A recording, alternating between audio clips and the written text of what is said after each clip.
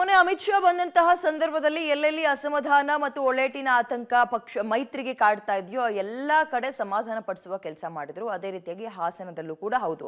ಆದ್ರೆ ಹಾಸನದಲ್ಲಿ ಇವತ್ತು ಮತ್ತೆ ಪ್ರೀತಮ್ ಗೌಡ ಪ್ರಜ್ವಲ್ ರೇವಣ್ಣ ಅವರು ಎರಡನೇ ಬಾರಿಗೆ ನಾಮಪತ್ರವನ್ನ ಸಲ್ಲಿಸೋಕೆ ಮುಂದಾಗ್ತಾ ಇದ್ದಾರೆ. ಇಷ್ಟೆಲ್ಲ ಆದ್ರೂ ಕೂಡ ಪ್ರೀತಮ್ ಗೌಡ ಅವರ ಸಹಕಾರ ಕೊಡೋದು ಅಷ್ಟರಲ್ಲೇ ಇದೆ ಅನ್ನೋ ರೀತಿಯ ಪರಿಸ್ಥಿತಿ ಇದೆ. ಅಂದ್ರೆ ಮೈತ್ರಿಯಲ್ಲಿ ಇದೀಗ ಒಳ್ಳೆಟಿನ ಆತಂಕ ಕಾಡ್ತಾ ಇದೆ. ಪ್ರಜ್ವಲ್ ನಾಮಪತ್ರ ಸಲ್ಲಿಕೆಗೆ ಪ್ರೀತಮ್ ಗೌಡ ಗೈರು. ಹಾಸನದಲ್ಲಿ ಜೆಡಿಎಸ್ಗೆ ಒಳ್ಳೆಟಿನ ಭಯ. ರಾಜ್ಯ ನಾಯಕರ ಮನವೊಲಿಕೆಗೂ ಬಗ್ಗದ ಪ್ರೀತಮ್ ಗೌಡ.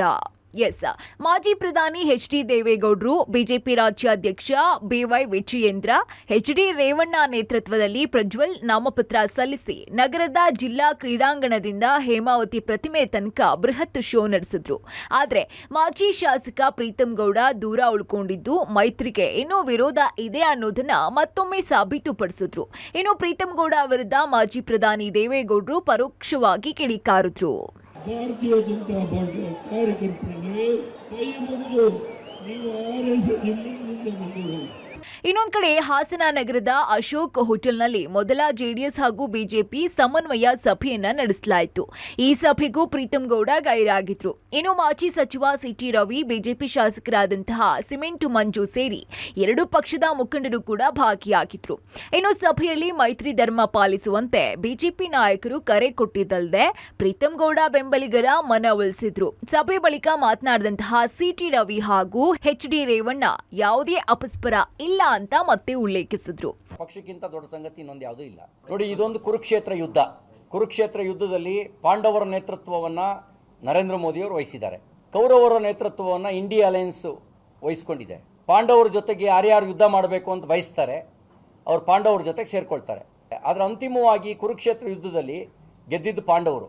ಧರ್ಮ ಎಲ್ಲಿರುತ್ತೆ, ದೇಶ ಪರವಾಗಿ ಯಾರು ನಿಂತ್ಕೊಳ್ತಾರೆ ಅವರೇ ಗೆಲ್ಲಬೇಕಾಗಿರೋದು. ನಾವೆಲ್ಲರೂ ಪ್ರತಿ ಕಾರ್ಯಕರ್ತನನ್ನು ಜೋಡಿಸೋ ಪ್ರಯತ್ನ ಮಾಡ್ತೀವಿ. ಈಗ ಕೆಲವರು ತಕ್ಷಣಕ್ಕೆ ಜೋಡಿಸ್ಕೊಂಡಿದ್ದಾರೆ, ಕೆಲವರು ಮಾತಾಡಿಸಿದ ಮೇಲೆ ಜೋಡಿಸ್ಕೊಂಡಿದ್ದಾರೆ, ಕೆಲವರು ಮುಂದೆ ಜೋಡಿಸ್ಕೊಳ್ತಾರೆ. ಬಿಜೆಪಿ ಕಾರ್ಯಕರ್ತರಿಗಿರ್ಬೋದು, JDS ತಾಲೂಕು ಅಧ್ಯಕ್ಷರು ಮತ್ತು ಎಲ್ಲ ಮಂಡಲಾಧ್ಯಕ್ಷರಿಗೆ ಅವ್ರೇನು ಸೂಚನೆ ಕೊಟ್ಟಿದ್ರೆ ಅದನ್ನು ನಾವೆಲ್ಲ ಒಟ್ಟು ಪಾಲಿಸೋದೇ ಮೊದಲನೇ ಗುರಿ. ನಾವೆಲ್ಲ ಒಟ್ಟಾಗಿ ಅವರೇನು ಸಂದೇಶ ಕೊಟ್ಟಿದ್ದಾರೆ ರವಿಯವರು, ಅದು ಬಿಟ್ಟು ನಮ್ದು ಏನಿಲ್ಲ. ಅವ್ರ ಸಂದೇಶಕ್ಕೆ ನಾವು ತಲೆಬಾಗಿ ಕೆಲಸ ಮಾಡೋದು ಒಂದೇ. ನಮ್ಮದು ದೊಡ್ಡವರು ಸಣ್ಣವರಿಲ್ಲ, ಎಲ್ಲ ಒಟ್ಟಾಗಿ ನಾವು ಇವತ್ತು ನರೇಂದ್ರ ಮೋದಿ ಪ್ರಧಾನಮಂತ್ರಿ ಆಗೋದು ಒಂದೇ ಉದ್ದೇಶ, ಒಂದು ಗುರಿ.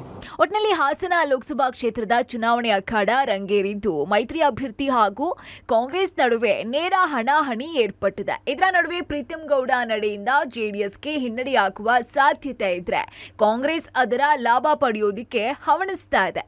ಆದರೆ ಡ್ಯಾಮೇಜ್ ಕಂಟ್ರೋಲ್ಗೆ ಜೆಡಿಎಸ್ ಹಾಗೂ ಬಿಜೆಪಿ ನಾಯಕರು ಮುಂದಾಗಿದ್ದು ಇದು ಎಷ್ಟರ ಮಟ್ಟಿಗೆ ವರ್ಕೌಟ್ ಆಗುತ್ತೆ ಅನ್ನೋದನ್ನ ಕಾದು ನೋಡಬೇಕಾಗಿದೆ.